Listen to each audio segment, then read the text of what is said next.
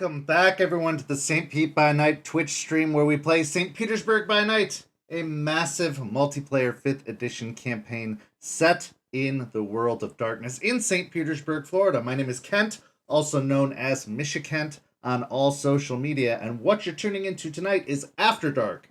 For those who don't know, After Dark is our behind-the-scenes show that we do every week where we talk to storytellers, players, movers, and shakers within St. Pete by Night and the world of darkness as a whole. And we kind of peel back the curtain. We remove the mask of the masquerade and talk about the lore of the game. We talk about what makes St. Pete by Night exist, how it works, how we can kind of pull off all of this amazing content that we create for you each and every week.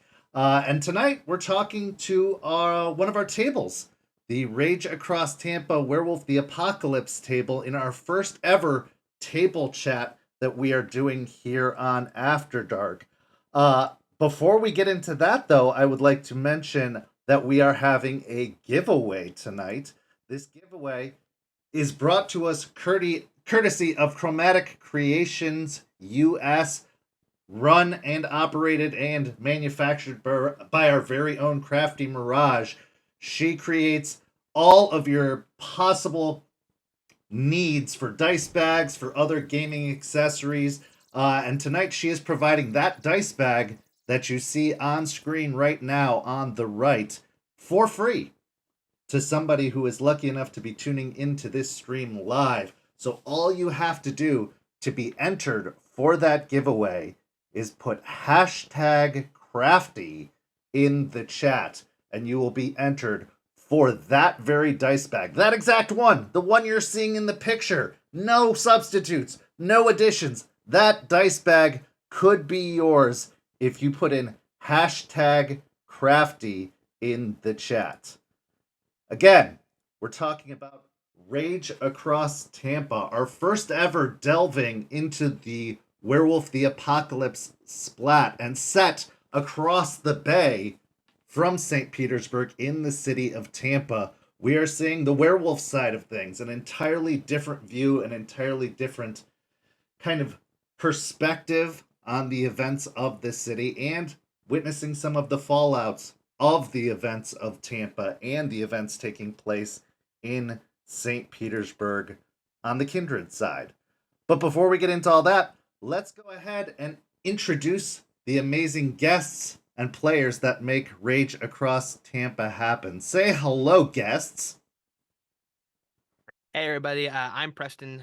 Normally I am here playing Aiden Goodspeed, but tonight I am just me. Hi everybody, I'm Champ, Champagne, C-Pain, if you're feeling frisky. And I usually play Aspen Weiss, but today I am just Champ. Hi everybody, I'm Simon, usually playing Joseph Ashbeaker, but just Simon.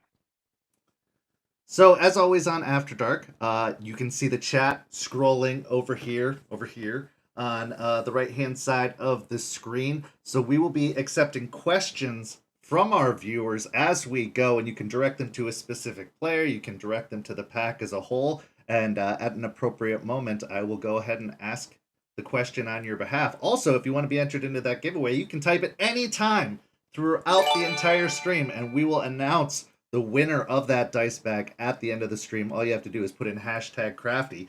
But let's get into the conversation.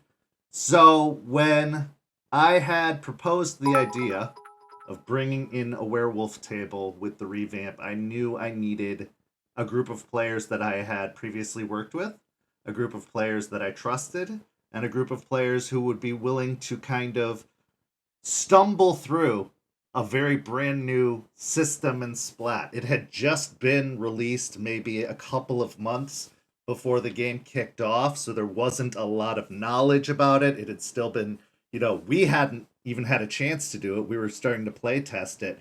So my first question that I will ask to all of you is, what appealed to you about the idea of playtesting in this game? What appealed to you about Werewolf? What appealed to you about being the first ever werewolf table in St. Pete by Night? Because I'm sure there's a lot of pressure that comes with that and a lot of nerves. But what really called to you about taking on this task? Preston, we'll start with you. Um, I really enjoyed Werewolf even from a kid. When I first saw the movie Van Helsing, that kind of like set the tone of where my love for werewolves really came. I joined St. Pete's, the whole vampire aspect, it's the whole TikToks and things you were doing. But when the idea of werewolf came up and I was propositioned by you and then dragged through it by Champ, they're like, hey, we're doing this. um, that was really cool. And being a front runner for first table was really cool. And I knew that we're gonna have some hiccups along the road. That's a whole new system. The aspect from vampire to werewolf does have its overall differences. There's minor similarities, but it is a different game in itself. But I was overall really excited when Werewolf first got released, and I was looking to play for it. But being a front runner in one of the first tables is really exciting. Champ, how about you? Well, I had the unique perspective of hearing about it and wanting to potentially be a mod on the server to help with Werewolf. So when the book came out, I got it. You know this, but the viewers don't. We Right. sat and we read every night, went through the book together. And I fell in love with it. I thought it was so cool because I was not interested. I know there were so many people on the server that were like, oh, when Werewolf comes out, like I'm doing it. And I'm like, I like vampire. Like I'm okay. But I read it and I was like, this is for me. I love this. And I was like, can I play test? Can I be a part of it? And you're like, and that's how it happened. And then I dragged everybody out with me to play.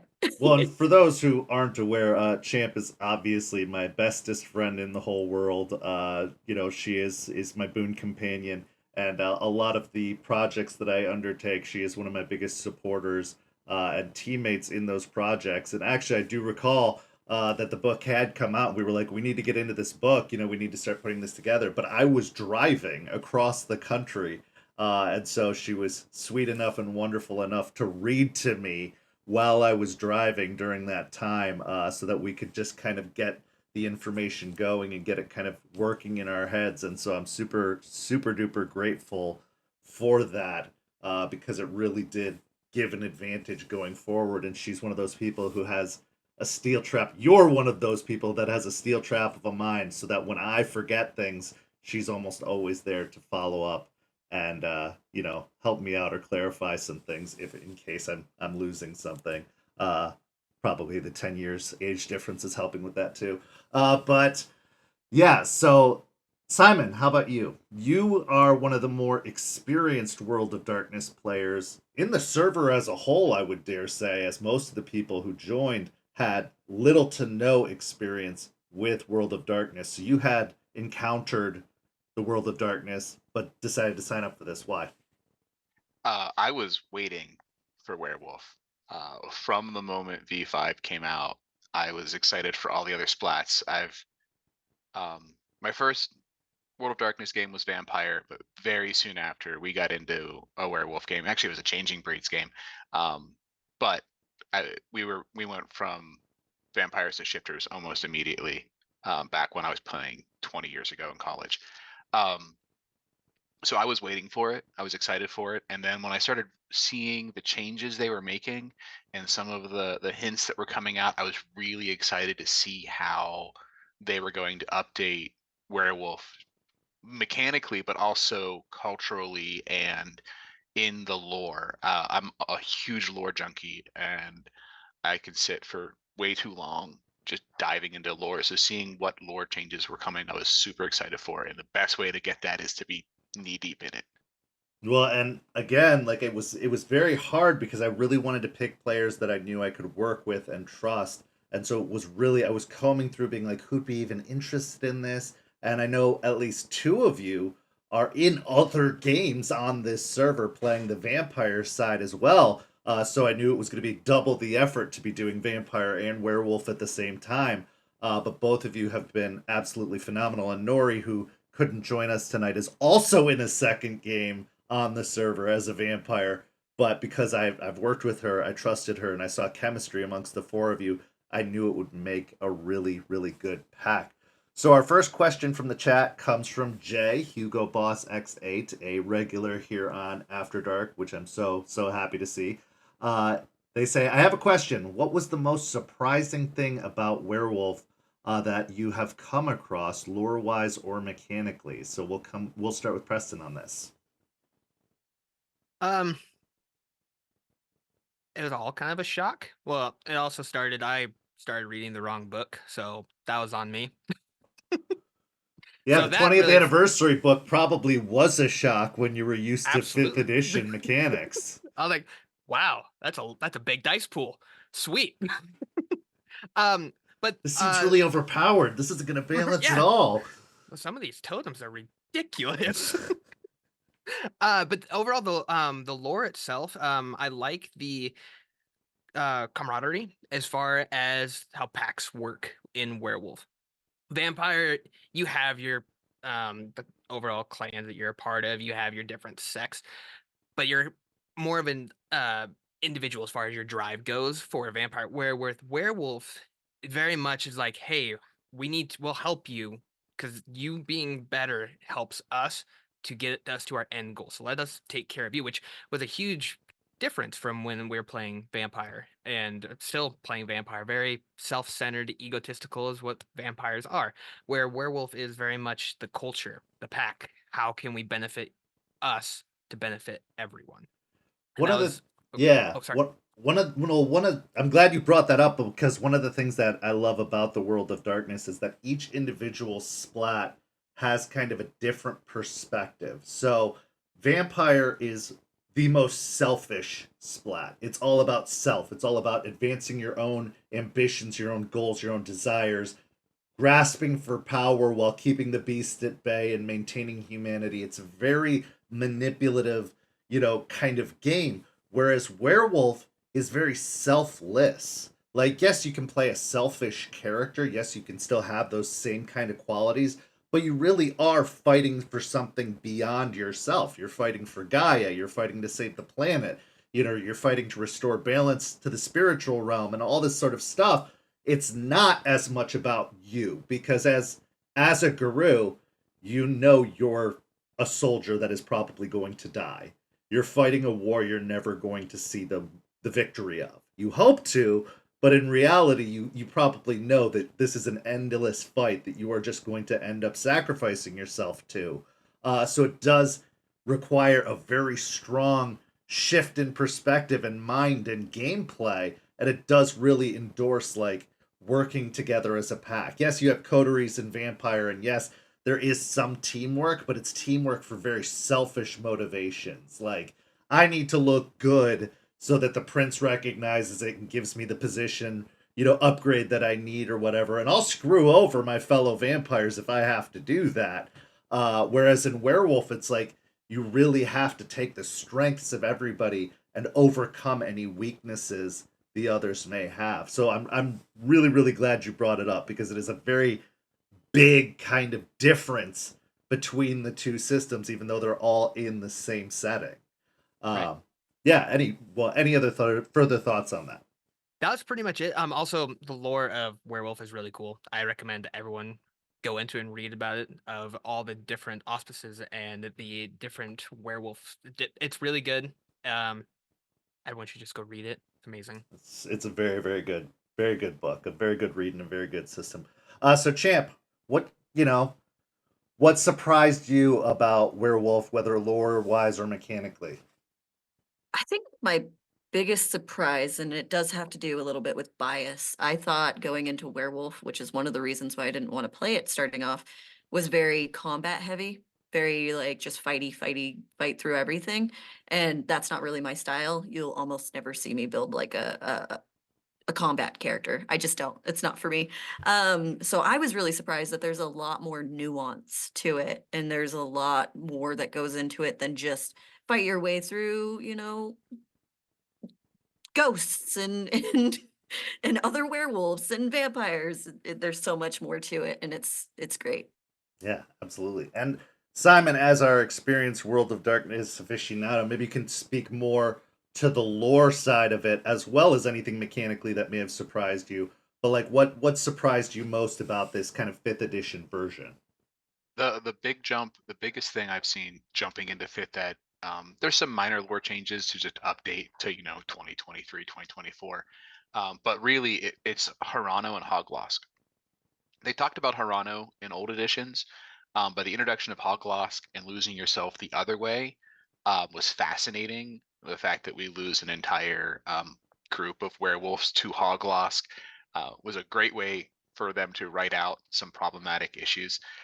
But even just you introducing Ryder from the get-go to show us the other side, and the fact that you brought in one of each to show us that was really a great way to explore it and to see the differences, because that was kind of the assumption in the past, like you just go nuts when you need to go nuts.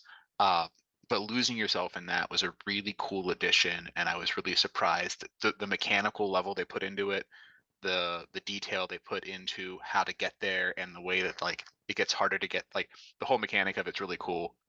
Better than the past where it's like, oh yeah, you can get depressed, and that's Harano. We don't really. It's a lot better fleshed out here. Yeah, oh, it absolutely is, and I love the kind of scales of it because you can develop both at the same time, and it's like which one's gonna get you first. Like the loss of humanity for vampires is kind of just a straight downward descent. Like you are going to lose humanity throughout playing vampire the longer you do. It's almost impossible to maintain your humanity forever. Whereas in this, it's like, well, am I going to succumb to Hirano? Am I going to succumb to Hoglosk? Or am I just going to die at some point? Like, one of those, there's more options of how you could lose your character or lose, control of your character throughout this system. They've added more stakes to it, I think, that are very, very heavy. Yeah, and they've added the ability to trade. Like if you notice you're getting too far in Harano, there is a mechanic to like turn it into Hoglosk and get a little angry about it.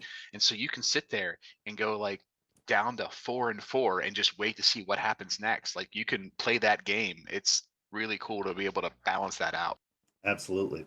So we've got a question from Double Magus who asks, does playing as a werewolf feel particularly different to playing the other games? And since the two of you at least only have experience with Vampire, only have experience with World of Darkness through St. Pete by Night, and have had no other kind of experience with it before then, what was different about switching to Werewolf other than what Preston had mentioned with like the team aspect and the more selfless behavior? Like what was does it feel different switching between the two games? Preston, we'll start with you. Yeah, it's a whole different mindset itself. The vampires are these monsters that feed off the living or dead, depending on if you feeding type. We'll get into that later.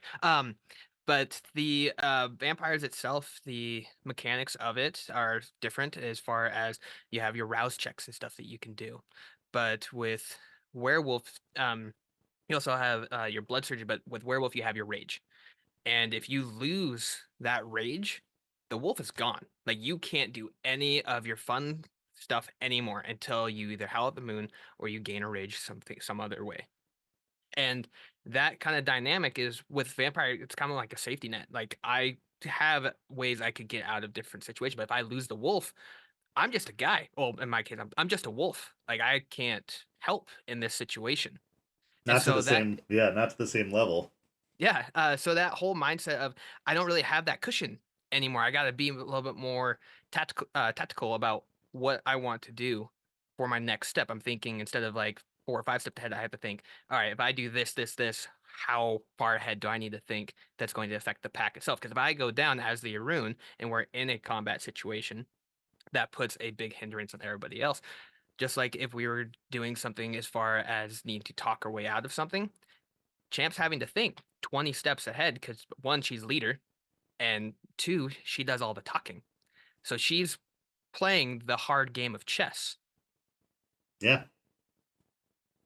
Yeah, I think it's interesting that in Vampire, you're trying to kind of suppress that side of you, that like rage fueled, beastly urge side of you. Whereas in Werewolf, you kind of have to keep propping it up. You have to keep a certain amount of aggression and a certain amount of like that primal urge in you, or else, like you said, you will lose it altogether, and that'll put you in a completely different state. So it's a weird kind of dichotomy between the two games of like no, I have to keep this at bay. Whereas this is like, I have to keep it at bay because I can't let it get out of control, but also I need to have a certain amount of it still going to keep Balance. me, yeah, like to keep me up and capable. Champ, how about you? Yeah. I think the difference for me, number one, I've never played in a vampire coterie game before. It's not something I've done. So let's say the first iteration that we had, um, it was you had to carve out your own story, and you still do in Werewolf, but there's like this camaraderie, and there's a goal, there's a unified goal that everybody is going for. So it's easier to make those connections and to have those kind of convictions and motivations for what you want within that story. That's the big difference that I've seen. Yeah. Simon. So I'll go at this from getting into my character's head. And this may be just a me thing, but when I play a vampire, I normally take like an aspect of a personality trait and amplify it. As vampires get older and they get less and less humane, there's normally one trait that comes out. Each clan kind of has that, whether it's the force of personality from a Toreador or perception and insanity for a Malkavian. They kind of have this one thing that builds up, and they're kind of focused on that, and they become this distilled version of it. Where with werewolf, when I step into a werewolf's head, I have to take into account so much more. You take a human, and then you're adding to it instead of heightening a single aspect and taking everything else away. You're adding to it this knowledge, this gnosis um of like the spiritual world and of that beast inside, and you're not just shutting down everything else, you're turning on other things. So it's almost like playing a werewolf is opening yourself up to more aspects and more perspectives, where for me, for vampire, I can like close other things off and focus. I think one of the beautiful things about World of Darkness is there's enough differences to make it unique, but they keep several things or several elements very consistent, which makes it feel comfortable and familiar. They don't change so much that it's just a completely different game. So, for example, there's the traditions in Vampire. Well, there's the litany in Werewolf. There's the masquerade in Vampire. Well, there's the fact that werewolves can't just be walking the street acting like werewolves, all the time. They have these consistent strands, and it even goes down to the tribes versus the clans. You got your Silverfangs and your Ventru. You got your Black Furies and your Bruja. They keep this kind of ability to find something connecting the threads between the two that, again, it feels comfortable. It feels familiar enough that you just have to make some subtle adjustments. Even vampires are predators. Well, in a way, so are werewolves, but what they're after isn't the same thing. It just shifts whatever the target or the prey is, but the predator is still very much there. The monster is still very much there. It's just kind of refocusing what direction you're taking it in. So Izumi asks, would you recommend a beginner playing werewolf? Preston. Like a new to World of Darkness overall, I feel like starting out in Vampire would be helpful. Just kind of understanding the mechanics a little bit, just because there are some things about Werewolf that are slightly different as far as that goes. But it also comes down to your ST. If your ST is all right with you and they're all right with the little bit of hand holding that's going to be needed because you're new to World of Darkness, so all this stuff's going to be different. I feel like you could with the right table.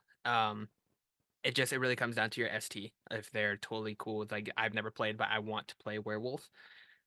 It's just a lot that's going to have to be taught, and they have to slow down a lot to go over each thing within it. Yeah. Champ. I have an opposite perspective. I think werewolf is actually much easier to learn than vampire because there's not a whole bunch of lore attached to it. Like there's already this predetermined lore with vampire. When they brought Werewolf 5th edition in, they took all the lore away. They were like, this is gone. We're starting from scratch, which makes it so much easier to not have to figure out every like history of like each clan and know all of these things to fit in that world. You can just kind of hop in and read the book and you know everything. So I think it's actually a little bit easier to start off with Werewolf. Simon. From a purely mechanical perspective, um, I think there's more to manage, more buttons and to watch in Werewolf. I burn through willpower way faster. Now, granted, I'm also Theurge, but you can burn through willpower way faster in Werewolf than you can in uh, Vampire, unless you're like a even social. You're still burning through a ton. I think there's more things on your sheet you need to keep track of for Werewolf. So mechanically, I think it's a little bit more complicated than Vampire. Honestly, I'd go Hunter, Vampire, Werewolf for mechanics. Lore wise, they did simplify a ton. There's still some deep lore hidden behind it, but you don't know how much of it's still valid considering how big the lore changes were. But yeah, if you have a good table and you have a good ST, absolutely go for it. I mean, I don't see any reason why not. Just realize that you're going to be watching more things. Your health boxes are going to change drastically. You're going to be burning through willpower if you are a combat monster just by fighting. Like, there's a lot to manage, but with some patience, you can totally do it. So I'm of the perspective that there is no bad entry point into the world of darkness. You could enter through Hunter, you could enter through Vampire, and you could enter through Werewolf, and it would be acceptable no matter what. I think it depends on what type of person you are. If you're a person who's willing to get invested and do the research and do the homework and really look at it and not just be like, oh, they like to fight, so I'm going to pick this tribe without like picking up on any of the other subtleties or the details. If you're willing to do the homework, there's no wrong entry point. I think the best way to learn is by doing. If you want to try something, just go try it. Don't let the system intimidate you. Don't let the lore intimidate you. Don't like just jump in and figure it out and go like there's no wrong there's no technically wrong way to play any game. You can play any game however you want to. It says it in every single rule book of every single game ever written that these are their advised rules and you can do whatever you want. That their lore is what they've written, but it's just a suggestion. You can take it and alter it however you want to. I think that mechanically speaking, the best place to enter is Vampire because they took the rules that they had set up for Vampire and adapted them for Hunter. And then Hunter kind of introduces you early on to some of the mechanics that they were going to bring into Werewolf. So I think going through the stages of release shows a plan and an intuition that they had when they were releasing the systems one after another in the way that they did. They released them the way they did for a reason. So Vampire is a good kind of basis introduction to this, 5 hunger, 5 desperation, 5 rage system that they're creating. Then, Hunter complicates it a little bit by taking some new things into the mix. And then Werewolf takes some of the stuff from Hunter and Vampire both and then adds even more new stuff into the mix. And I've said this a lot. I think Werewolf is testing out some mechanics that they're going to bring in for Mage. With the idea of gifts and rights and everything like that. It seems like they're kind of setting the groundwork and play testing on a smaller scale what they want to do for Mage. So I think any game, like I said, is fit for a beginner, but I think that mechanically speaking, Vampire's the best access point, and then moving on from there into Werewolf would be the way to go as far as beginners are concerned.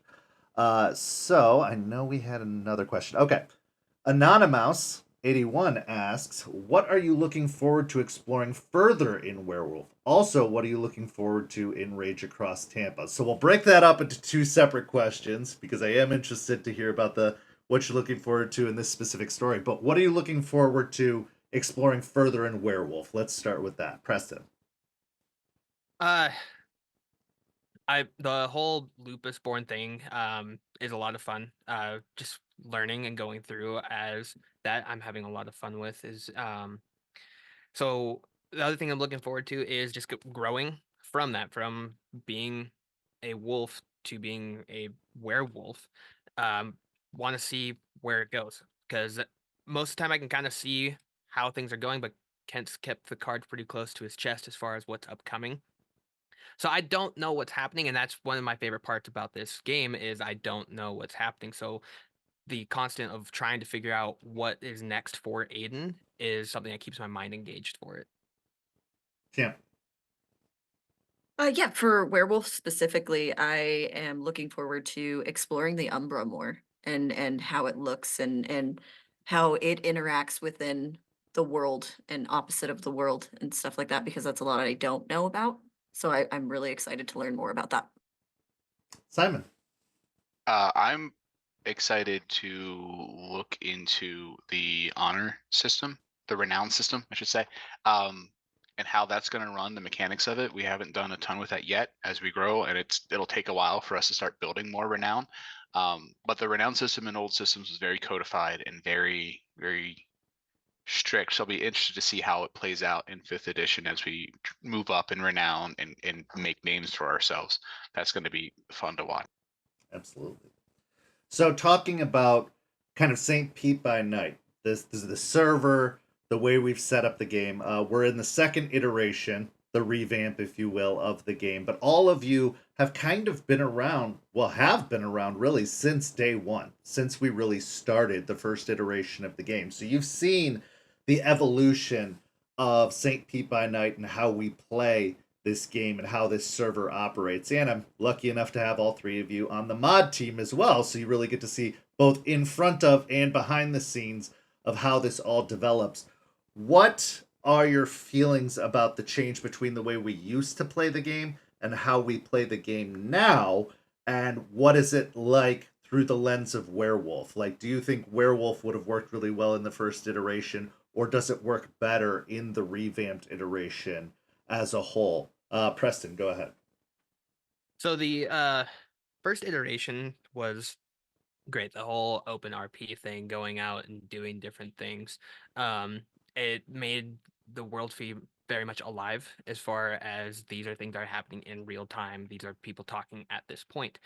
The revamp itself took that, but kind of broke it up so it's easier to manage itself because there were 90 people playing.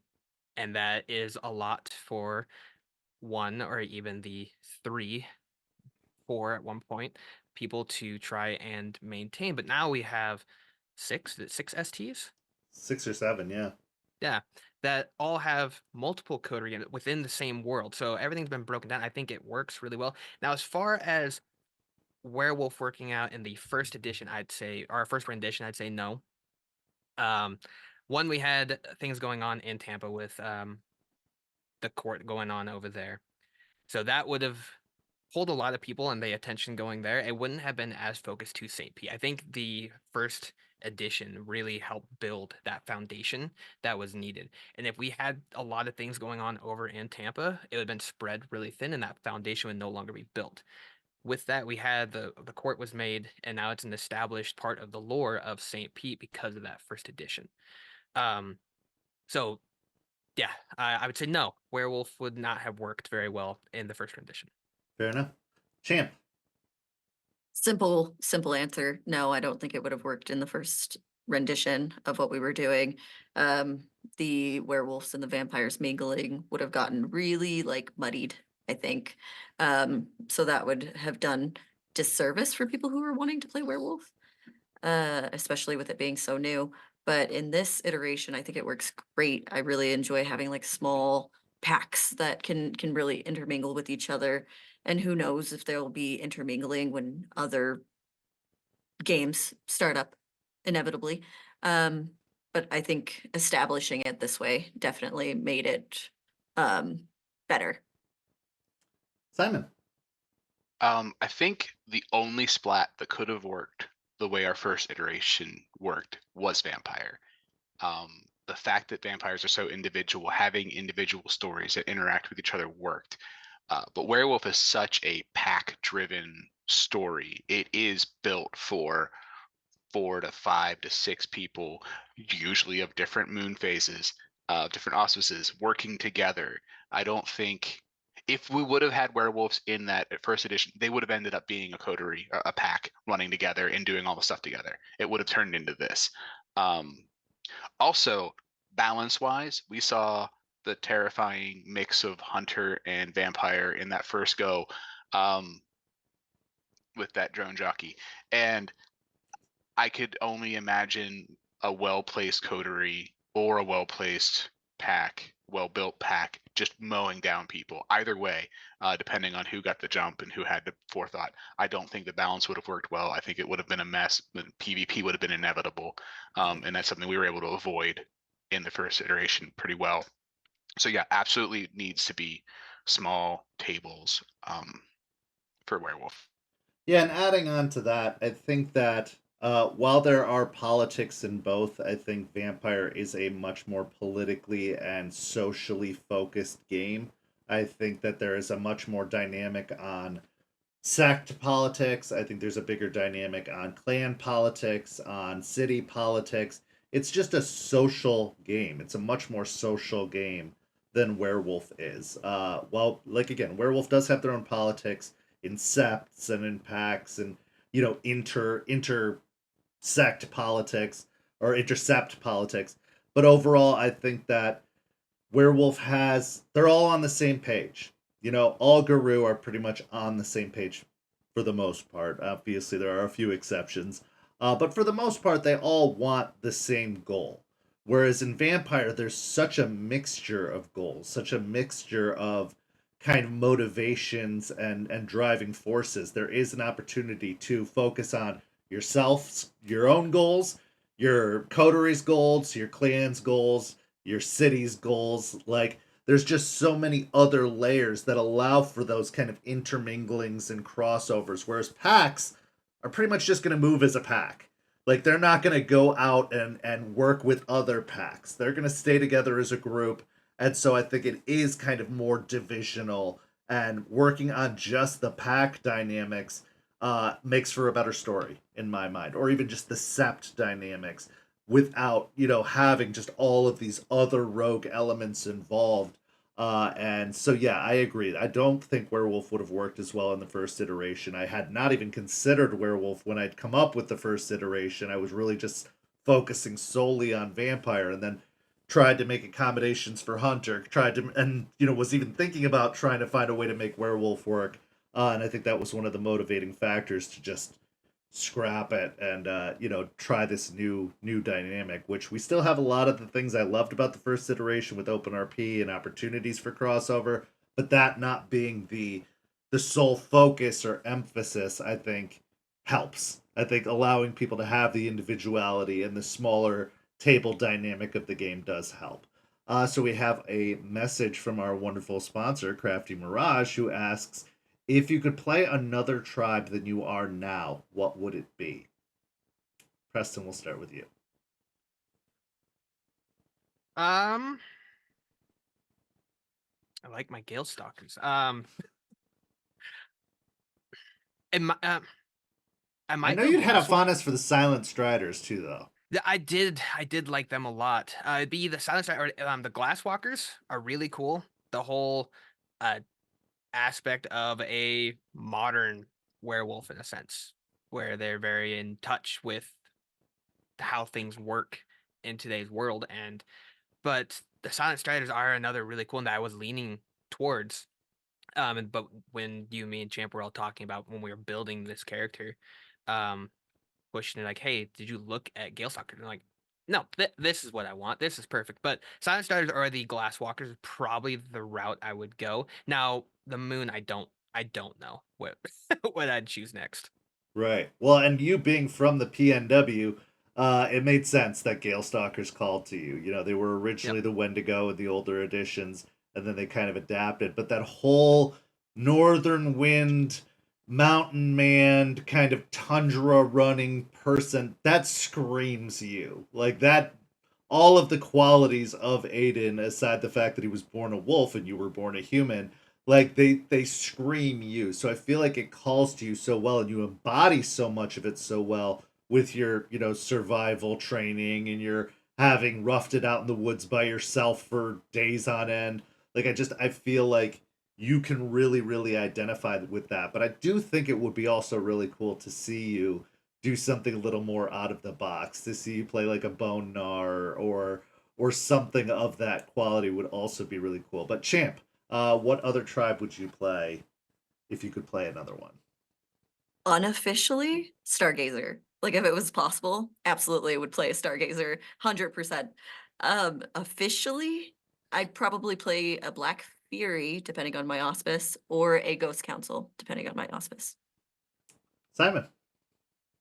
I'm so happy you said that. Stargazer is at the top of my list. One day I'll SPC a Stargazer or somewhere. But yeah, if I have to go within the Garu Nation, oh man, all of them, honestly, but probably what are they called now? Heart Wardens, Heart Wardens. the old Fiona. I'd probably go Heart Warden. And I would absolutely go Aaron to switch it up. That'd be cool.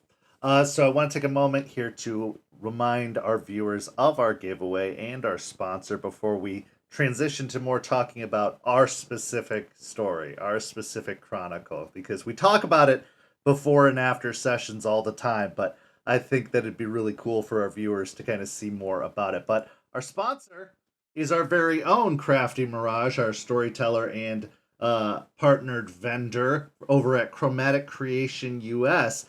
She is so generously giving away that dice bag you see on the screen right now. That beautiful, amazing dice bag. I happen to have one of her, actually, I have three of her dice bags. And I can tell you, there's no arguing with quality, there's no arguing with care.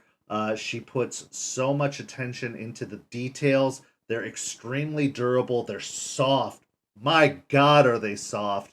And they hold a good number of dice. They hold your entire maximum pool for Werewolf. And they are just, they're well made, they're well tailored, they're well crafted, and they're done with care. She can do custom commissions in your choice of colors and your choice of pendants. She's very communicative back and forth with putting together what you want her to put together. But that dice bag you see on the right side of your screen right there is the one she's giving away tonight. And it is amazing. They are amazing. So if you want to enter into the giveaway, all you have to do is put hashtag crafty, CRAFTY, into the chat, and you will be entered to have that dice bag shipped off to you right away. So hashtag crafty in the chat, and you will be in the running to win one of those dice bags. And just to show one off, I'm holding this dice bag right now. It comes from her. She put on all these cool charms. It's absolutely wonderful, and I don't know what I'd do without it. I also have the Owl dice bag she made with the shattered mirror interior and the cool, like, rainbowy, colorful stripe. These bags are wonderful, so you will be loving it if you manage to get one of these bags. So enter with hashtag crafty. So let's kind of go through the story of that has become Rage Across Tampa, both in and out of game. So it started with me trying to convince all of you to try this system with me, to help me play test this thing, and thankfully you were all very enthusiastic. But then we had some time because the server wasn't quite up and going yet. We didn't have streams going yet. You know, we were still trying to get everything set up. So we put a lot of time into building this particular story, into building this particular setting. Because while I'd had some ideas in my mind of what the werewolf setting was going to look like, you guys are going to be basically helping me, and have been helping me, write the lore, writing what the setting is going to be like for those who come in, you know, after or when new packs and new tables open up. You guys are kind of setting the framework for this. So talk me through, from your perspective, the character creation process. Whether, you know, what was your inspiration for your character? You know, how did you feel about the way we went through character creation, and kind of all this extra time and effort we put into building these characters and this pack and this setting? Preston, it's a lot, so feel free to take your time going through it, but we'll start with you. When we were building or when we were starting this out, we were all kind of bouncing ideas off of each other, trying to figure out what route we wanted to take. In the previous edition, Champ and I had characters that really meshed well with each other. Both of my characters, someone didn't get killed, so that was nice. But both the characters that I had, I like playing with Champ. Champ's super fun to RP with. We wanted something that melded well together. So the three of us were kind of going through what clans and auspices were going to work. As I do enjoy my combat, we went towards Arun. And then we did bounce between several different um, of the um, tribes, trying to figure out which one. And then when we landed on Gale Stalker, that one, like you said, just kind of screamed me. We even And bounced that between editions of the book, between 20th anniversary and 5th it edition. So, you did. know. Yeah, that was a rough night. But as we figured that out, one of the things that helped like get the voice of Aiden was that interview that we did after we had decided the characters itself.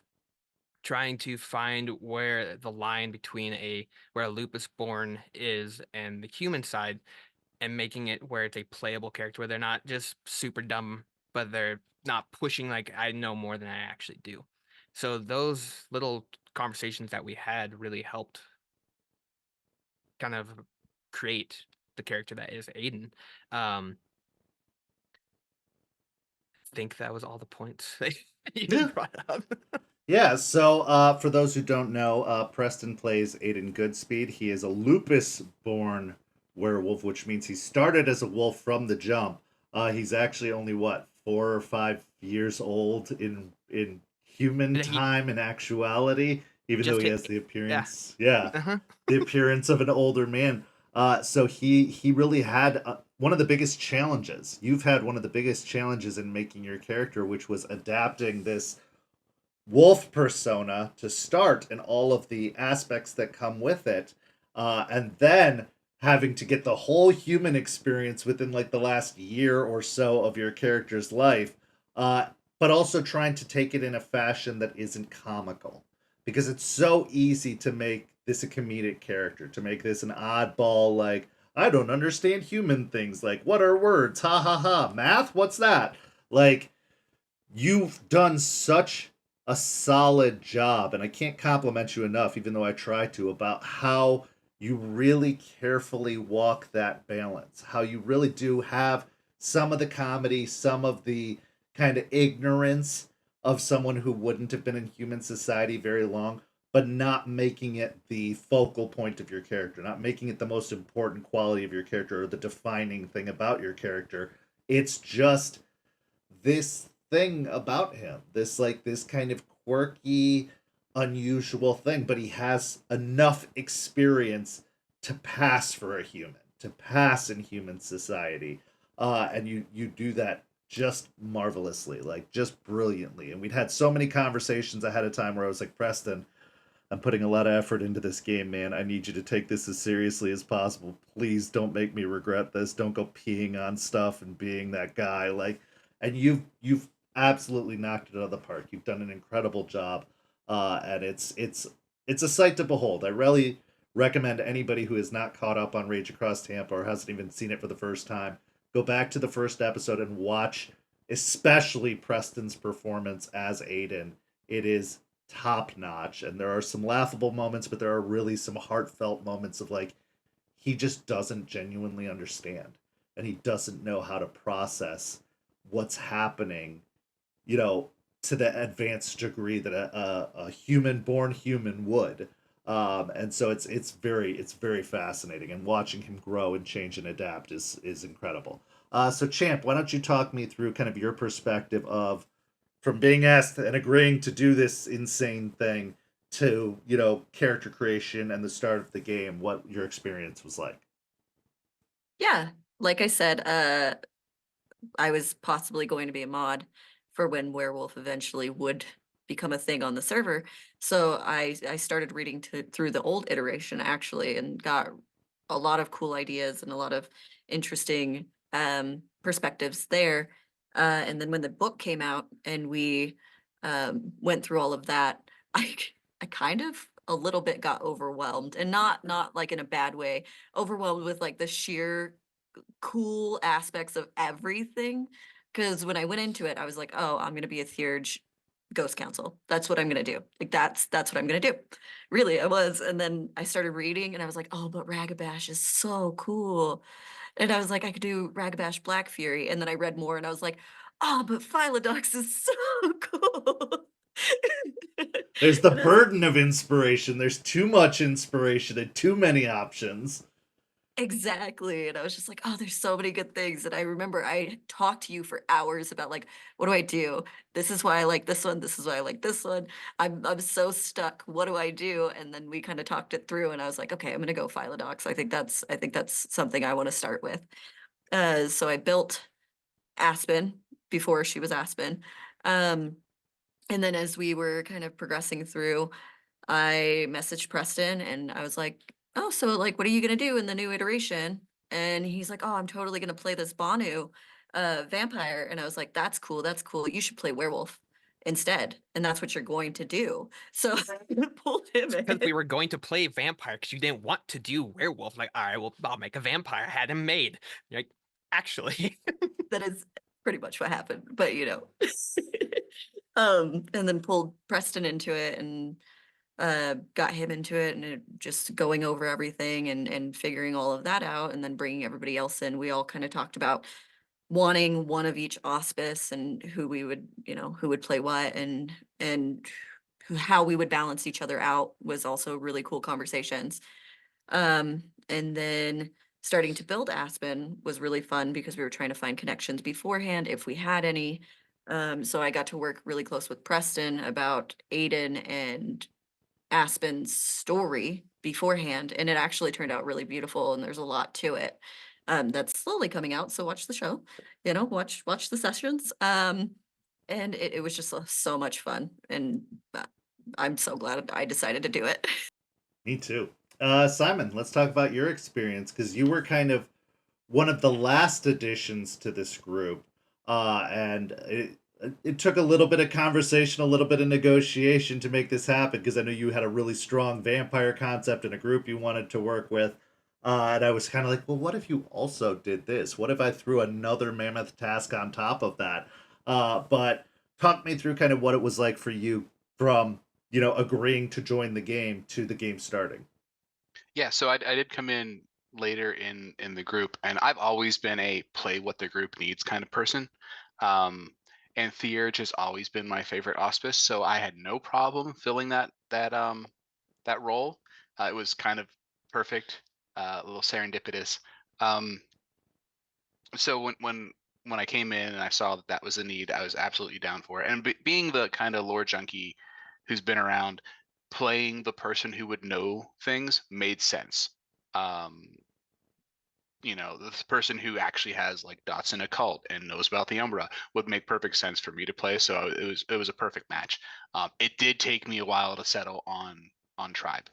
I was bouncing between 3 different tribes for quite a while in my head, between Ghost Council, Children of Gaia, and I think the third one was Glasswalker, honestly, because I thought it'd be fun to play a Glasswalker Theurge.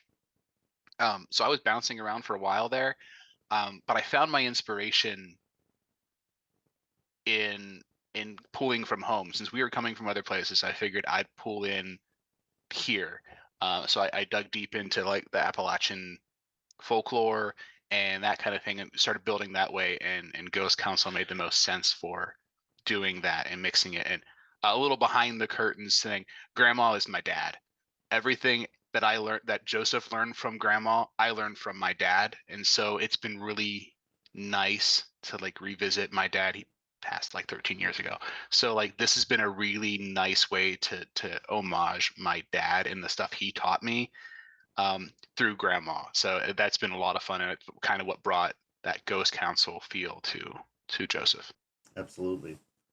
So one of the things that I really stressed to all of you at the beginning for the viewers at home was I really wanted there to be a really strong sense of character and a sense of chemistry within the within the pack. I wanted us to really have a strong sense because I knew we were going to be streaming weekly, which is something we had not done on St. Pete by Night up till then. Like, we'd done the Elysiums, we'd done the big gatherings, but we'd really never done a streamed coterie or pack.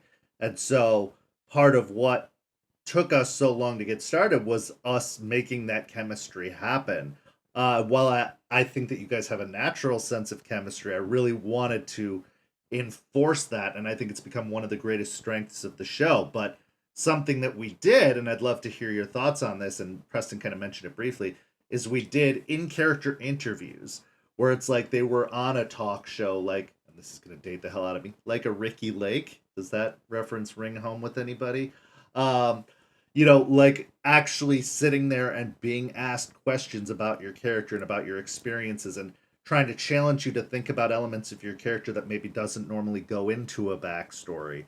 So I found the mother of all RPG questionnaires, which you can find if you Google online, and I took questions after questions after questions from that questionnaire and started posing them to the players as their characters before we even had our first session. What did you feel about that process, and did it really help you get into the mindset, or did you learn anything about your character through that process, Preston?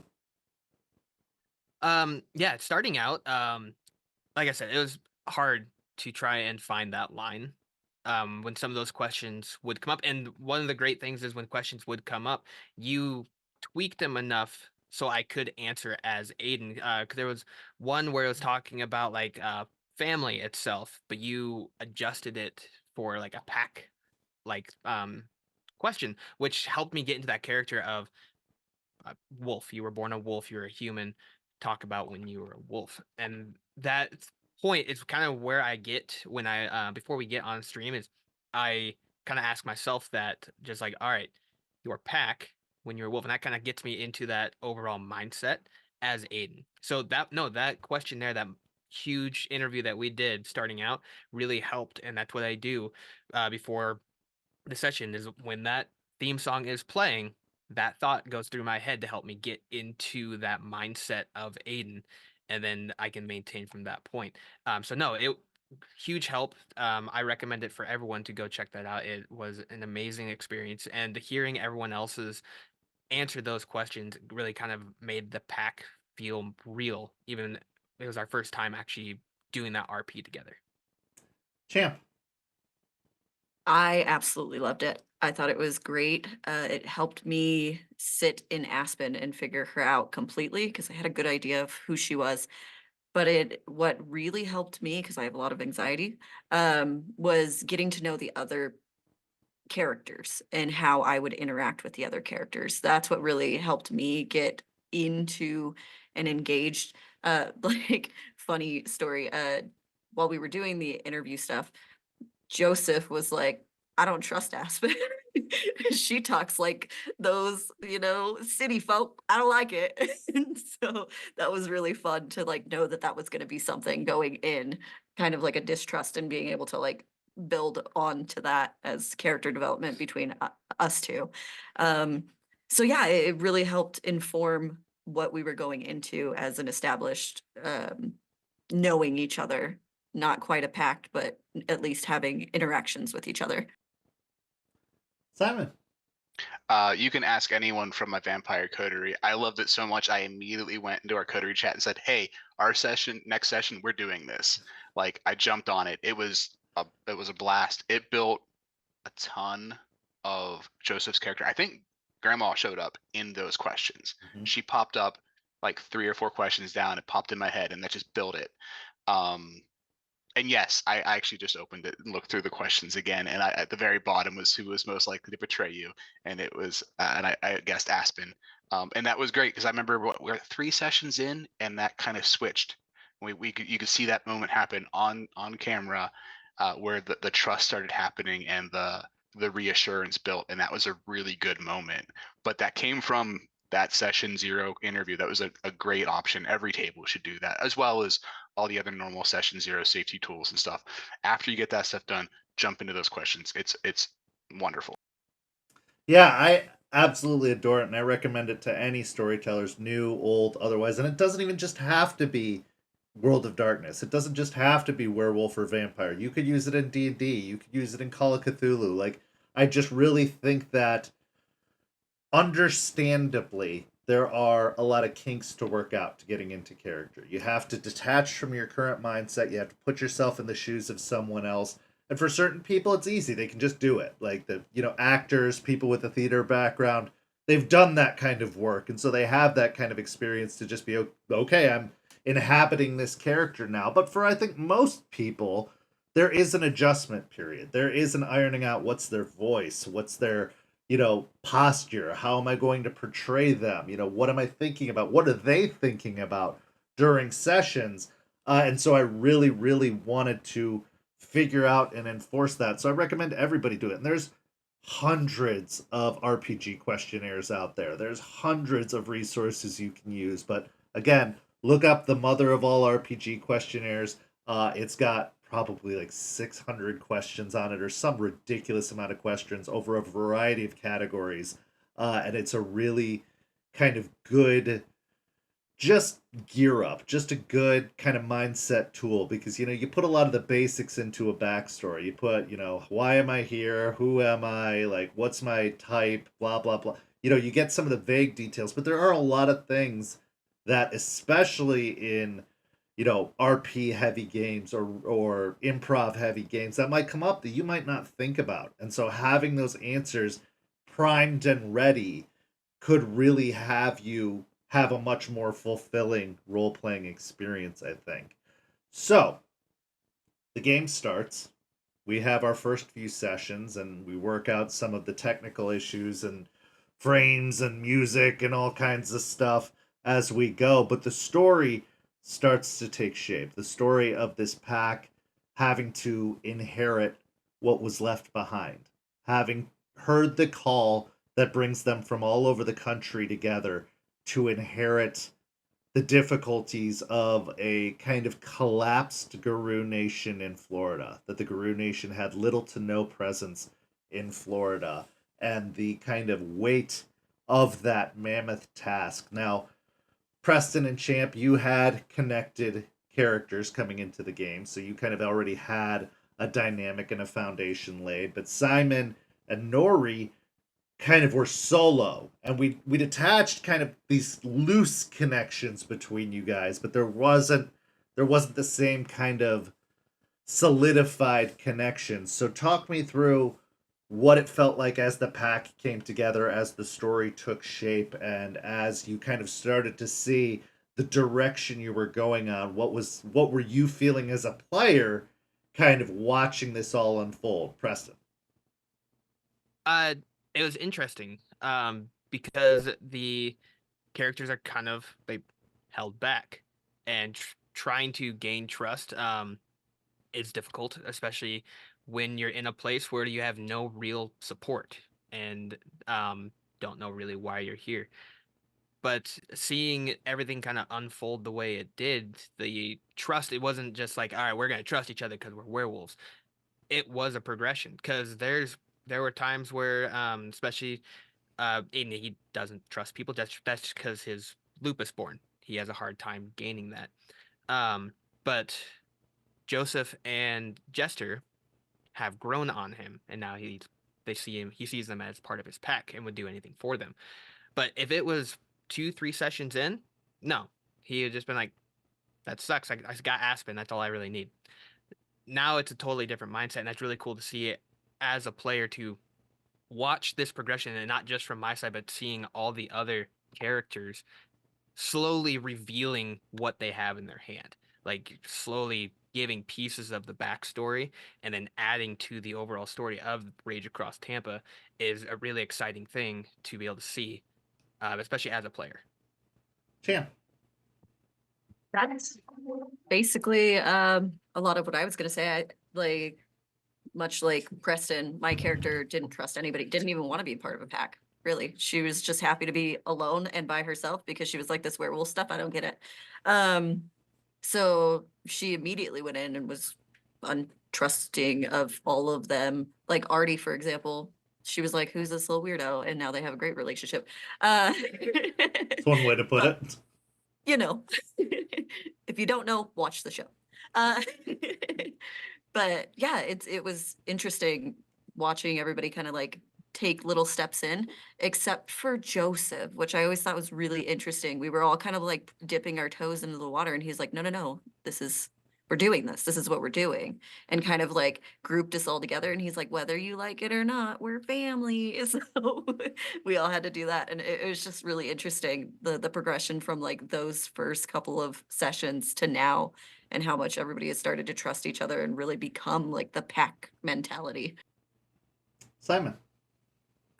So we kind of hinted at it with Preston and Champ, because you guys had a previous dynamic. You started building your characters together, and I always played kind of antisocial characters. I played a very antisocial Nos in the first iteration, and then I jumped to Hunter, so I really didn't have a chance to play with the rest of the table that much.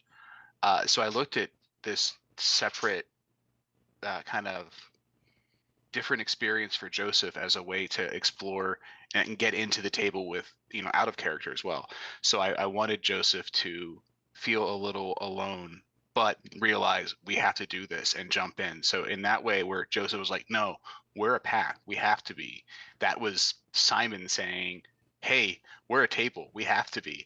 And so I took that and put it into Joseph for that. And it was the same, like, and you see it later about halfway through if you go back and rewatch, where he actually breaks down with Eliza and realizes how lonely it is to be the theurge and be the odd one. That was a lot of where I started coming in, not playing with the characters, but you guys made it so easy to jump in, and like Simon immediately felt like he was welcome, while Joseph was like, "I gotta push this." So speaking of Eliza and Artie, there are kind of three uniquely individual NPCs in this story, and I'm not a big fan of PNPCs. I'm not a big fan of like having an NPC in the party that I'm basically playing through. I know a lot of people like to do that, but when we were early on, we knew that we wanted this to be a teaching game. We wanted to cover as many elements of the game as possible because we were going to be kind of, at least as far as I'm aware, one of the first groups delving into this on some sort of like broadcast stage. Like the game was still very fresh, very new, and especially in the St. Pete community, very few people had heard of it. I mean, almost nobody heard of Vampire when the server started, so Werewolf was like 10 steps beyond that. So we as a group created Artie, and then we introduced the elements of Eliza and Ryder. So I kind of want to hear your thoughts. This isn't about ego or puffing me up or anything like that, but your thoughts about the NPCs and what you like and dislike about both of them, all three of them. So Preston, go ahead. So, all right, we'll start with Artie because he love Artie.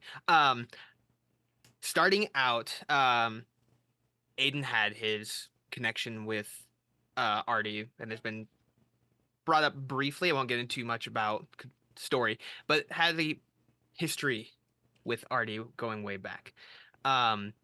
He does sometimes. Aiden gets really frustrated, and Preston gets frustrated with Artie about the whole devil's advocate thing. He's like, "All right, we're going this way, like perfect," but it's like, "Shut up! You already said we're going this way. Stop." But no, it's perfectly played out as the character should be, and that's the beautiful part of it, because that is a Ragabash. They're like, "Here's this option. It's great, perfect. We'll do that." But there's this, like, no, stop. And I love that aspect. It's super fun. It does irk me as a player sometimes because I'm in the Aiden's headspace where one track, you have 20 going. Pick up one. Eliza, she is starting out was very interesting. Because I was still new to Werewolf, and this person who is so lost, like, I don't know how we're gonna bring it back. And then this idea of the tier came up. Like, are we sure we're making the right choice? And then there was Ryder, and with the whole blowing stuff up and then blaming, and then us taking the blame, by us meaning Jester's affiliations took it. Yeah, like, no, fuck this guy. But Ryder overall, as a player, I like Ryder a lot. The Red Talons are a really cool tribe. The whole mental state of them, and him just being so far gone, and not even seeing humans as humans anymore. They're just lambs to the slaughter. They're just in my way. It's just super cool to see. And Eliza now, great asset. Starting out, I was like, this is a waste of time. It's fair. But Star is my favorite NPC that you have, though. Star, yes. Champ, go ahead. Okay, I'll talk about it from me as a player and character aspect. I really enjoy that all of them have something to teach the viewer and something to teach our characters. So for me specifically, starting with Artie. Artie was a little weirdo pain in my ass that I was like, why are you here? I'm used to doing things a certain way and you do them the opposite, and I don't like that. That challenges me. I don't like it. And throughout the sessions and throughout the story, that has definitely changed. And he's become one of the closest people to Aspen. So I really like that dynamic because that taught her something as well. Eliza, I love Eliza. She's actually like I'm partial to Eliza. And I really like that struggle that she had where it's almost like she wanted to, but she couldn't. She couldn't put herself out there again. And that really spoke to something, especially with my character of that, like I'm supposed to be helping this person, but I also feel the same way. So I kind of resent it, but I also want to redeem it because in some way that helps me too. So I really enjoyed that. And then Ryder. Uh, I like Ryder as a character. I think there's a lot of nuance to him, and I think it makes sense why he is the way he is and how he's gone that far, especially like being a lonely person and feeling like this is the only way to do it because there's no one else. There's no one else to take that up, so you have to. It almost feels like. My character specifically has very mixed feelings about Ryder. She does not like him. She thinks he's pompous and a pain in the ass. But she also has learned a lot from like Joseph specifically about everybody deserves to do better and be better. And she really takes that to heart when people tell her that because that was something she struggled with. So now seeing Ryder, even though she really just dislikes him so much, she's like, but I have to. Like it's not pick and choose, it's everyone, it's everything. So I have to. So she's in that space now. So I really like how they've all had an impact on my character and how they've taught mechanics and even like lore. It's really cool. Simon. I really like that Artie is there, but he's not. He's there when we need him to be there, but you do a good job of like keeping him just on the fringe. And you can see that there's that a little bit of knowledge between the three of them, and that's kind of, you can see that there's an in-character reason why it's not just you wanting to give us a spotlight, which we all appreciate. But I like that's the dynamic, and that he is there, although he's a member of our pack, he's also there kind of separate. He's also hilarious. And I do love a good ragabash, so that's fun. When it comes to Eliza and Ryder, Joseph has found a real affinity and for Eliza, obviously being Theurge's, but there's some memory there. There's some, you remind me of Grandma there for Joseph with Eliza, and that's fun to explore, and it's why he's going to basically be at that trailer all the time. When it comes to Ryder, I was actually, as a player, initially shocked that Ryder was fully lost, because I've seen the brutality of old World of Darkness werewolves, of like Aiden getting hurt during their first fight. In Simon's head was like, 2 errands, it happens, not really catching that little nuance there. And then when it hit me later, I'm like, oh, like it was a really good moment for me to be like, oh, that's where it is. It was a nice little surprise because I was fully expecting, a little bit of bloodshed during that initial test. But I do like that dynamic. I like that somehow Joseph has completely turned on Ryder and is fighting against where Joseph is here, have some tea, calm down, relax. Joseph has become like vehemently against Ryder doing anything with us. And that kind of shift in dynamic was really cool to see. And I don't even know why it happened, but Joseph does not like him. Yeah, I was very interested because there were certain NPCs. Okay, well, going backwards, I wanted all three NPCs to be examples of different parts of the werewolf experience. Obviously, Eliza was going to represent Hirano, but also represent the Stargazers, because I know Stargazers are popular, even though they're not really, well embodied anymore. I wanted her to represent the kind of like loss, the detachment, the tragedy of the werewolf condition, of, being a part of a losing fight for too long. I wanted her to represent a little bit of the depression that comes from fighting a war that you're losing, a war that never ends, that you're losing, and all of the loss that comes with it. I wanted Ryder to obviously represent the other side, someone who never knows when the war is lost and won't consider it lost until they're dead. Somebody who will fight to the very end, but also has lost the meaning behind the fight, what the fight is for, that it's not just a war anymore, that all of the loss he experienced, all of the pain and a heartbreak he experienced just made him lose sight of what the point of the fight was in the first place. That it was, for a purpose, for a reason, that it wasn't just about the fight anymore. And Hoglosk, obviously. And then Artie, I wanted to be relatable but experienced. I wanted him to take a kind of like innocent mentor, but also be learning as you guys are learning too, because I went with him being, having never really been a fully fledged part of the Garou Nation, through him staying in Tampa but changing after the nation had left, and kind of having to figure this out on his own. I wanted him to be a therapist in a lot of ways, somebody that everybody in the party could talk to, the glue that holds the party together without having to be party leader. I wanted him to be the one who does bring up the benefit of the doubt and the opposite side of things, because I knew I was gonna have him be a ragabash since all the other things had been picked. He needed to be the voice of like, yeah, but there's also the other side, and yeah, to fill in the gaps that the party had left open. And I think that it's worked very nicely, and I think that they are very, very different characters, or at least I try really hard to make them very different characters. And yeah, I really do enjoy how the party has embraced them in different ways. I 100% thought Ryder was going to be a honeypot for Aiden and Jester. I thought they were going to see Ryder and be like, that's the guy. Like, he's the one who knows what's going on. He kicks ass. He does stuff.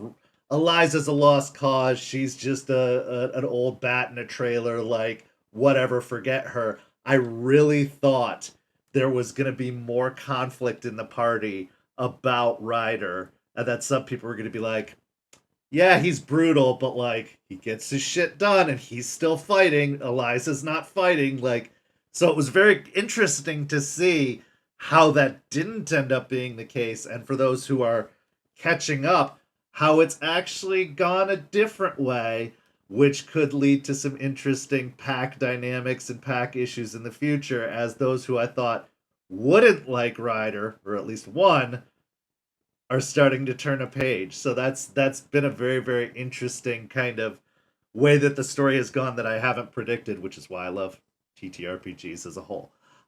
So what are the strengths of your fellow players? So I'd like you to go through everyone here and Nori. What do you think is their greatest strength that they bring to the game? Not to the group, obviously based off of auspices and tribes, but like as a player, what they bring to the game. What do you think the greatest strengths of your fellow players are? Go ahead, Preston. Okay. All right. So starting with Champ, the very easygoing, goes with the flow really well, and is smart about how she plays her characters. Very, and then articulates what she needs very well. And that is super helpful to have that kind of person in the game, especially someone playing a social character, to be able to get their point across. Like have dots in it, but be the person that can back up your dots. Be able to have that knowledge basis, and that is super a huge asset. Simon, his knowledge on World of Darkness is awesome. It's so helpful. The amount of stuff this guy knows, like Vampire, I've had some conversations with him. I like playing Banus. I've had conversation with Simon, and we go back and forth. It's super fun. I've had a great time experiencing how much he knows about the game, and having someone in the game that can afterwards shed light on like what just happened is amazing. Nori is one of those people that I didn't get to RP with a whole lot in the first. Even as a Bruja, my last character, he didn't socialize a whole lot, only when he had to. But she is so good on the emotional aspect of things, on giving what is her character is feeling, and being able to kind of paint that picture on where her headspace is, because we can only do so much with the words, but actually elaborating on it and giving those details is huge. And for you, Kent, you are amazing. You are just so good at storytelling. You multiple these last like 4 sessions, you've actually given me literal chills, which doesn't happen. And I don't get teary eyed, but you got me to a point where I almost started crying. So that testament to you, because I don't fucking cry. That was really, really good. Um, but yeah, I love this table. Everyone brings something that is unique to it, and that's why this is my favorite table to be at. Champ, go ahead. Yeah, so as far as players go, I'll start with Preston. Preston's just fun. He's just fun. He's so lighthearted. He just makes everything fun. Like even if you're having a bad day, he's like, no, I'm gonna make it a good day. Like you just have to. So he's just fun. And as far as the game goes, he does bring a unique perspective of like how it is to have those comedic moments and have fun with the story, but also be serious when it needs to be serious. He doesn't take it too far.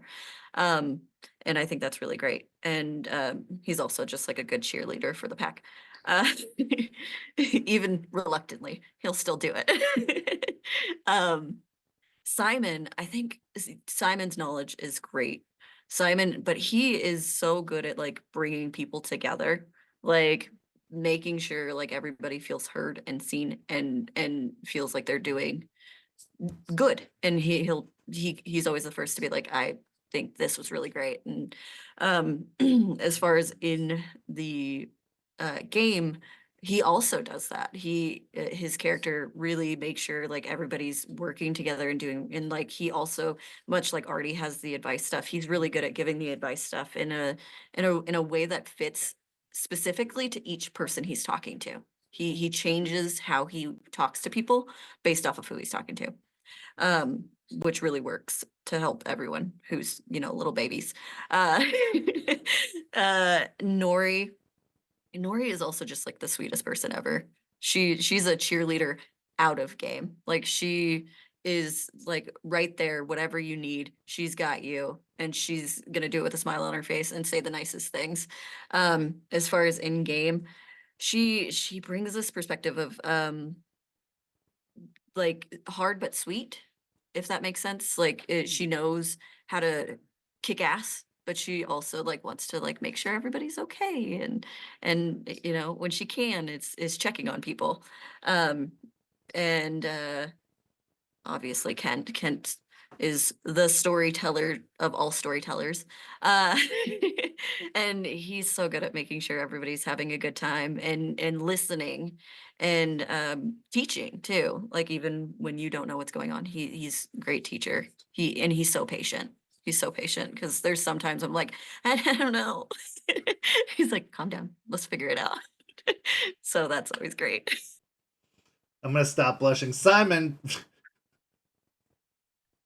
All right, we'll start with Preston. Honestly, it's his ability to find balance.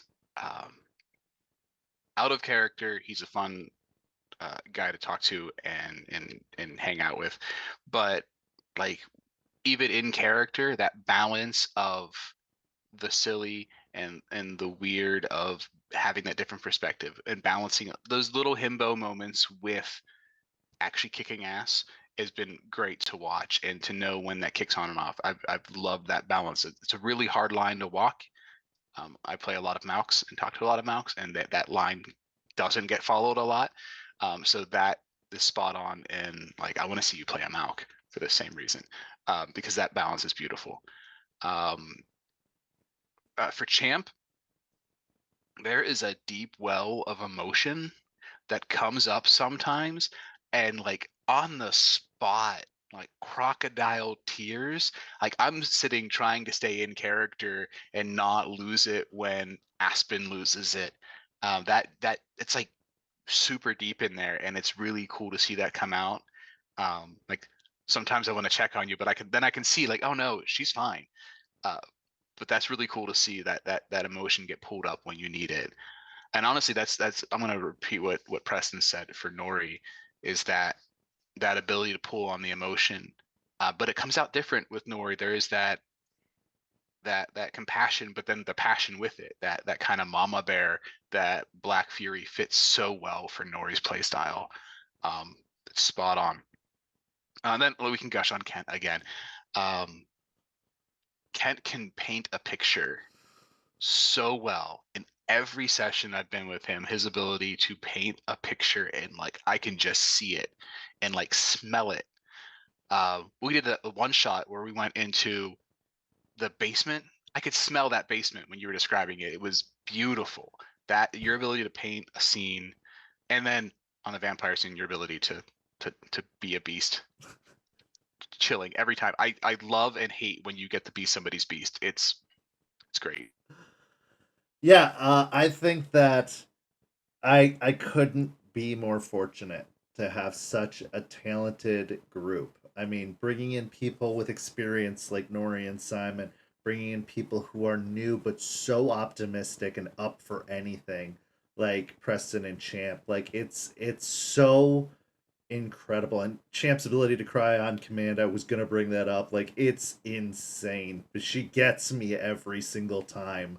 Even though I'm the one putting her in that position, like a part of me is like, no, I have to stop. That's my friend.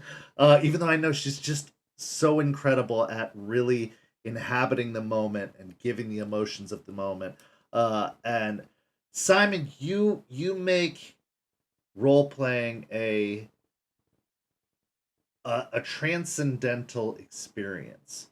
Like you just have this way of talking about things and looking at things that feel like an out of body experience. It does strip away some of the emotion, but in such a good intellectual way of just like looking at it from perspectives I wouldn't even consider. And so you make a brilliant theurge from that, because like even as we talked about in the game and in the story, theurges always kind of have one foot out of reality. They have one foot in the Umbra, one foot in the real world, and it's this weird balance, and describes you and explains you so well, and it's so valuable, not only for this game but just in life. Like in life I get that from you all the time, and I love it. And then Preston, you make everything fun, man. Like I can't sing your praises enough. I have fun whenever we hang out. I have fun gaming with you. I have fun, talking about serious stuff with you.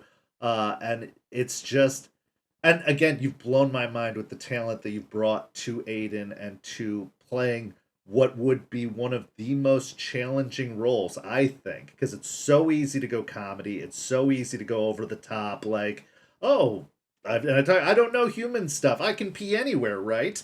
Like you don't do that. Like you do it so believably well that it doesn't become absurd. So each character has a story. Each of your characters has their own kind of personal narrative going on in this grand scheme of Rage Across Tampa, of what the group's trying to do, which is to establish the Garou Nation in an otherwise vampire and worm dominated area, a place that has been forgotten, a place that has been forsaken and kind of shoved to the side. Um, but describe to me in two or three sentences and the audience what your character's story is, or at least what you see their story being right now, personally. Preston, we'll start with you. Their story right now is just trying to figure out what their purpose is. With everything kind of going on, they knew that the Arun thing, what that meant to be here, but now there's a whole different aspect of kin seeking, which he wasn't really taught. He doesn't have someone. He has Duncan who he can call on, but Duncan's not there. So right now he's in a sense of loss for multiple different reasons, where he had just lost his older brother, but his mind right now is trying to understand how to move forward where he's at and what the pack needs from him. Okay, Champ. In 2 to 3 sentences, reluctant werewolf, reluctant leader, and understanding the weight of responsibility while also learning how to find connections with people again. Simon. So Joseph's story is learning how to make connections in this side of things with so much of his upbringing and werewolf years and time being on the other side, is being able to form real connections with other types of thinkers and other types of werewolves. Yeah. I think that the individual stories are just as profound as the overall story, if not more so. And these were stories that I didn't plan for, that have just kind of naturally taken shape. Like, I feel Aiden is a coming of age story. He's going through this journey of, like, not just having to become a human, but also having to grow up. Like the fun and fancy free of not being the alpha of a pack and just having to do as you're told, to being your own literal person, not just your own wolf, but your own literal person. And then also having to see what growing up entails. It means losing family. It means having to go out on your own. It means having to, like, adjust to all these things that in a typical wolf fashion he probably would never have to deal with to the degree that he's having to deal with now. Aspen's story, not just recovering from tragedy and loss, but having to take that and build up to something even more. Like having been knocked back on your back, flat backed, by life, not only just having to get back up again, but now having to prop everyone else up, like having to lift everyone above you and carry the weight of that while still dealing with all this personal loss and tragedy, and doing so, like you said, reluctantly. Um, Joseph's story, I think, is not just trying to come to terms with people in the real world, but just trying to actually seeing for himself how deep that spiritual well goes. Like, he had a foundation of knowledge from his grandmother, but even she only knew so much. Like, he had to take what she knew and then see what she didn't know and beyond, while also still having to stay grounded, having to find roots that connect him to this world and not to just float off into space as a whole. Amazing stories. So amongst all the stories in the sessions, and we've had 14 sessions, 14 episodes at this point, which is way more than I ever thought we'd reach. What are some of your favorite moments? Preston. That's a hard one. There's been a lot.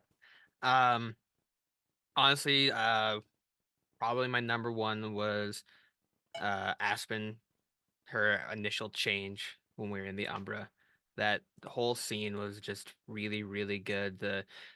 We were down on our luck, we were losing, and she literally broke the roof, a stone roof, to save our asses. That was just a really cool scene. I think actually my favorite arc so far has been the tier. I think that's been my favorite arc. That whole thing had so much emotion behind us going into the Umbra and having to deal with all of our patrons, and then watching all that. I'm gonna go with that was probably my favorite. The tier is my favorite. Champ. So favorite moments. I think my favorite moment with Aiden has to be after we saved his family. Like all of the stuff that happened afterwards. Saying goodbye to his family, all of that. My favorite Joseph scene was actually just recently him talking to grandmother Willow. I thought that was really well done, and the metaphors and stuff were so beautiful. My favorite with Nori, with Jester, I think has to be her little thing she did in the Umbra, like with her friends being in jail and all of that. I really enjoyed that part for her. My favorite was breaking the roof. I love that. That was so fun. But yeah, those are some of my favorites. Simon. Not to just keep repeating, but honestly, that whole Umbra trip was awesome. All of our little mini stories talking to the patrons was great, and it was great as a player to see more deeply into each of the other characters. It was really illuminating there. For Joseph, being able to voice the doubt he has and face that was really good. It's not always something he can put out there, so having that quiet moment to do that was great. I loved the fight when we first met Ryder and watching Aiden just go. That was a great moment to see, and that kind of lack of hesitation that everyone just kick in. Let's see, for Aspen, just the last session, like the emotion that came out, that hit me hard. And for Nori, I would go back to the vignette, the umbral test. That was huge, and it gave us a lot of insight into what she's feeling right now, and made it much more poignant to us that we need to take care of this. So we go through a process at the end of every session, which people aren't able to see on stream, where we talk about rosebuds and thorns. And for those who don't know what rosebuds and thorns are, it's something that you really enjoyed about the session, rose, something that you're looking forward to, or something that you're like getting hints of that you want to see kind of develop and grow, which would be your buds. And thorns would be something that you would like to see improved upon, something that maybe didn't work out for the best. So we've talked a lot of wonderful things about the campaign, but I'm also one that likes to address kind of the things that require improvement head on. I don't like to I like to be transparent about all elements of the game, and while I love the compliments, let's talk about some things that you would like to see more of, or would like to see changed, or maybe something that you're not quite attaching to in the game. Like it could be, I don't like how much NPC interaction there is, or I don't like, anything. What are some things that you wish were different about this campaign?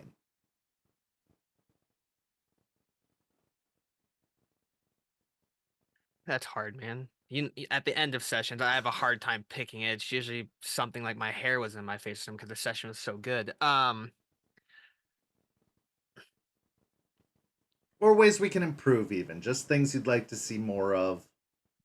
I enjoy if we could get more of what's going on in Tampa while we're there. Just kind of make the world feel more alive while we're there. Just some more descriptions on like even during the vignettes, like you heard something go on here, you happen to read this while you were out wandering, something blew across here, and you end up something along those lines, just to kind of add to the immersion. If I Okay. had to nitpick something.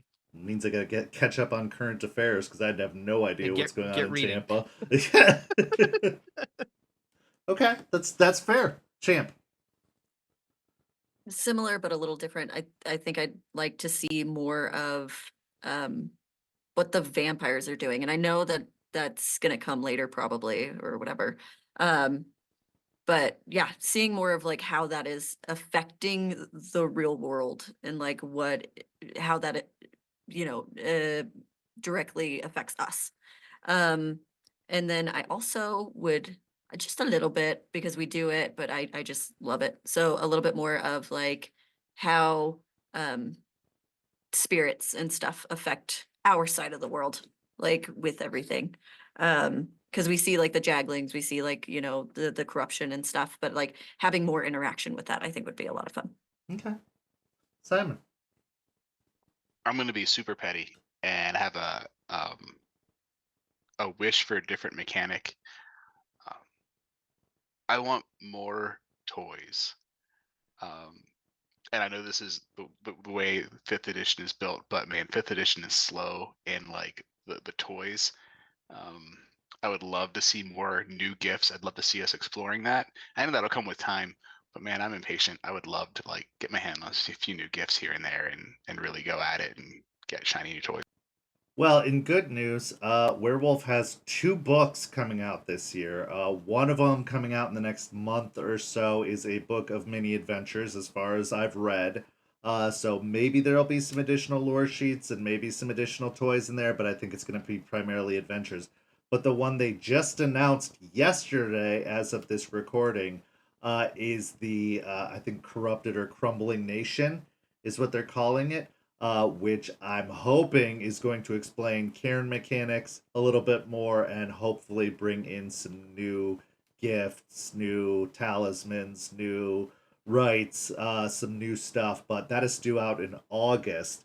So I'm really looking forward. I'm glad that they have new material out. I'm hoping, at least on my end, it seems like it's being well received as a system, and hopefully they'll put out some more stuff for it. But yes, we are expecting 2 more Werewolf books within this year to be arriving. So, yes, I'm hoping that means that we will get some more shiny toys to bring into the Werewolf game.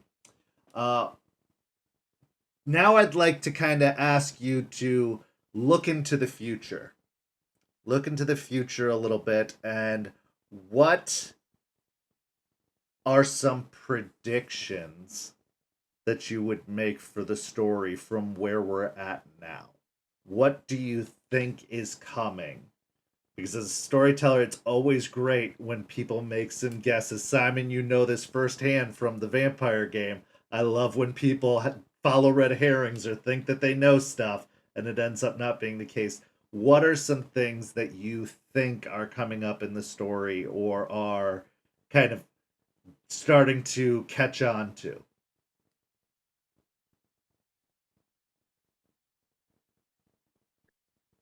I think the vampires are gonna do something here soon.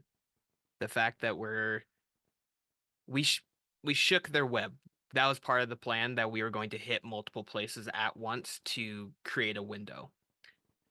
Vampires are territorial. They're going to lash out. So I foresee another leech fight upcoming. And from that, I think one of the pack will have a permanent death. Okay. Any idea as to who? Any guesses?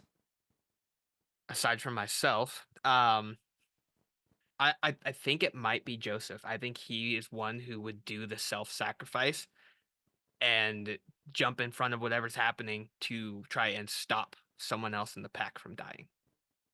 Okay. Champ. Uh, future, we're gonna have to deal with Bloody Mary. Like that just feels like where it's going because it's such a big adversary to the werewolves. I also think we're gonna have to deal with Pentex at some point. And I really hope this isn't the case, but I really worry that Ryder's gonna screw me. Yeah, you've said that to me after sessions, like almost every day we've talked since the last session. You're like, I really hope this rider thing doesn't bite me in the ass. Like, I really hope this rider thing doesn't bite me. Amazing. Simon. Yeah, I think once we fully get the cairn ready and that kind of umbral beacon goes out, someone's gonna see it. Maybe a blood sorcerer somewhere in the vampires is going to see it. Someone's going to notice it. I think that's going to be the beacon that really brings the vampires down on us. I'm hoping it doesn't also bring mages down on us because they love Karens. Fingers crossed on that.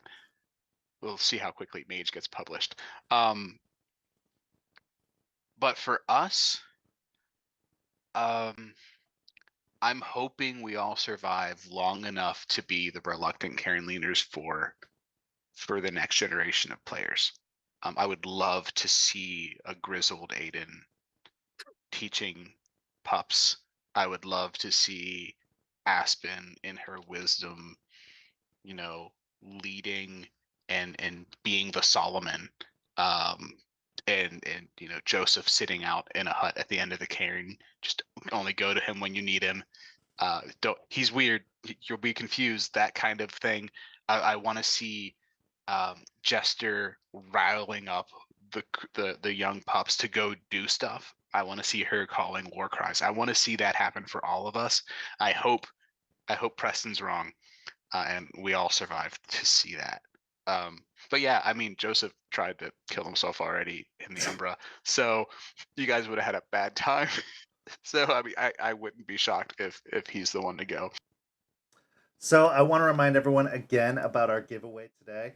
We are getting this amazing dice bag from Chromatic Creation from our very own Crafty Mirage, and it could be yours. You could have it in your hands if you just put hashtag Crafty in the chat. And we're about to wrap up here, so we're going to have that drawing after another question or two. So put in hashtag Crafty in the chat to be entered for one of those soft, so nice dice bags that she offers up to us. And we're so grateful to Chromatic Creation and Crafty for giving us this amazing gift and this amazing opportunity and being such a strong and firm member of our community, but just a supporter of what we do here and being so generous as to offer one of these bags as a prize. So hashtag Crafty in the chat to support not just Chromatic Creation, but to support everything St. Pete by Night. And if you don't win, or even if you do win, go check out the products she offers. Get in touch with her. She makes custom creation. She makes wizard hats. She makes all kinds of things, not just dice bags. So if, TTRPG supplies aren't what you're looking for, if it's crocheted and if it's crafty, reach out to Chromatic Creation and support them. And thanks so much to them for supporting us and making this happen. So one of my final questions before we wrap up here would be, what's your sales pitch to get people to watch this show? We've had great viewership and, rewatch is going up. People, viewing on demand is going up. But what would be your sales pitch for people to tune in to Rage Across Tampa? What would you say to them to try and convince them to check out the story and the show that we're doing?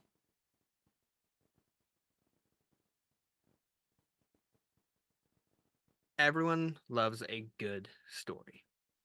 Everyone wants the drama, horror, romance. Rage Across Tampa, produced by St. Pete by Night, gives you all of these plus more.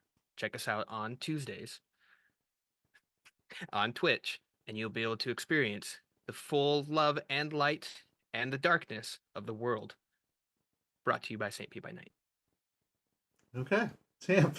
I wasn't expecting something so... You said sales! You did it! I just wasn't expecting it to sound so polished and like it was like on Home Shopping Network. It was so good. Chip, go ahead. Yeah, I'm not gonna do a commercial.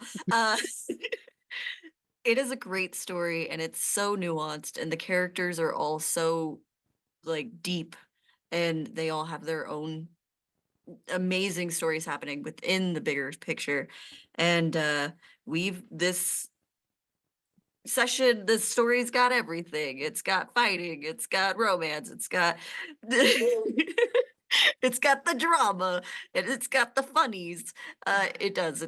There's so much whatever you like. It's there's something to be had for everybody who's watching. Also, it'll teach you some things about Werewolf because we do our best to make sure we teach the mechanics and the lore and as much as we possibly can. So if you want to learn more about Werewolf, you should probably watch it. Okay.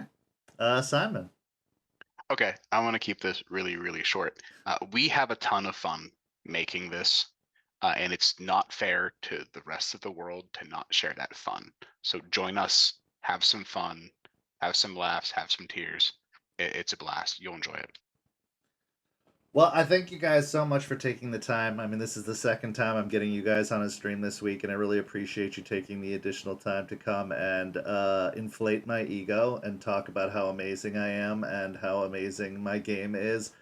No, seriously, this is one of my favorite games of all time I've ever run. I never thought I would like Werewolf. I really actually took this on thinking it was going to be a burden at first because I was like, Werewolf's not my jam, but somebody's got to do it. And I'm a control freak, so I had to spearhead it and try it for myself before I like just let people go crazy on my server with the game. And Werewolf is quickly becoming one of my favorite games. Like Vampire will always be number one in my heart, but Werewolf is really creeping up on it really quickly. Not just because it's a good system, not because I'm loving 5th edition, but because you guys have made this experience so incredible and are telling one of my favorite stories of all time. So I'm so grateful for that. And so go check these amazing individuals out individually. Their social media is going to be listed in the credits there. But more importantly, check them out on Rage Across Tampa, which airs Tuesday nights live on Twitch at 10 p.m. Eastern, or go catch up on the old episodes either in Twitch in the highlights or over on YouTube where they are posted 5 days later. In fact, tonight, the last episode of Rage Across Tampa is going live on YouTube in about an hour.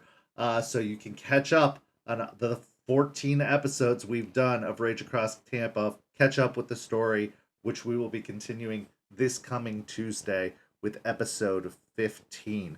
So now let's do our drawing for the Chromatic Creation dice bag. Those who have been putting hashtag crafty in the chat all night long are entered in to the winning, and the winner of the dice bag is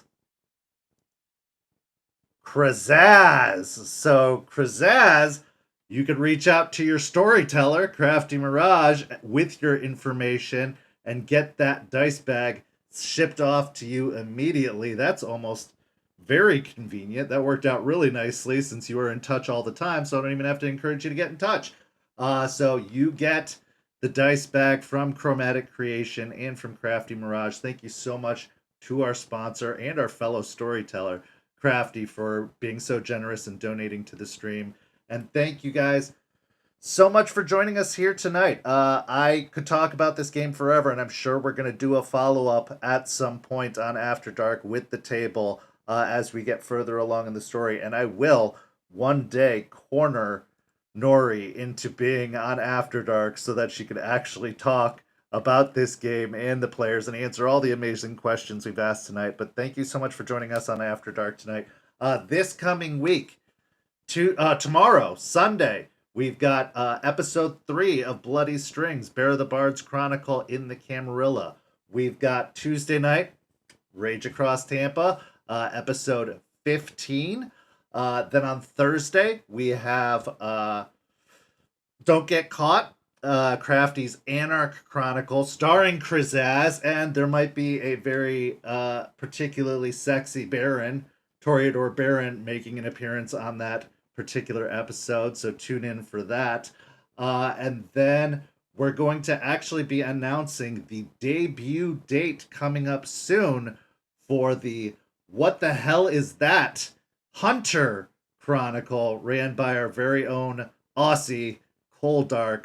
So we'll be announcing the debut of that coming up in the next couple of weeks. So you'll get a little bit of Vampire, a little bit of Werewolf, and a little bit of Hunter coming up very, very soon to the Twitch stream here. There's plenty and plenty of content to be viewed. So just be a part of it all. because it really does support what we do here. But I'm Kent, and for these amazing players who make all my dreams come true, thank you so much for tuning into After Dark. We'll see you next week. Have a good night, everybody.